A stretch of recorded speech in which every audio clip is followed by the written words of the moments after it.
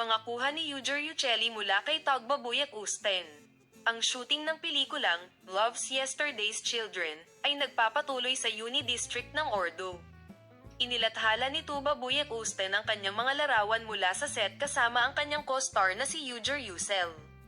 Si Levent ang direktor ng pelikulang tinatawag na Asken ng mga bata kahapon, na pinagbibidahan ni na Ujer Yücel, Tuba Buyak Usten at Mehmet Özgür.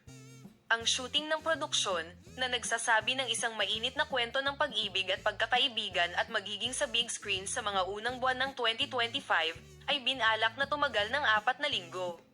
Ibinahagi ni Tuba Buyak Usten ang mga larawang kuha habang nakaupo sa sofa kasama ang kanyang co-star na si Ujer Yücel na may mensahe ng Uniset na si Isabel. Nakatawag pansin ang mga sandaling pinrotektahan ng mga empleyado ng sexy na Ujer Yücel at Ujer Yücel mula sa araw na may mga payong sa kanilang mga kamay. Ipapakita namin sa iyo ang pinakabagong bahagi mula sa Tuba Buyak Usten, manatiling nakatutok.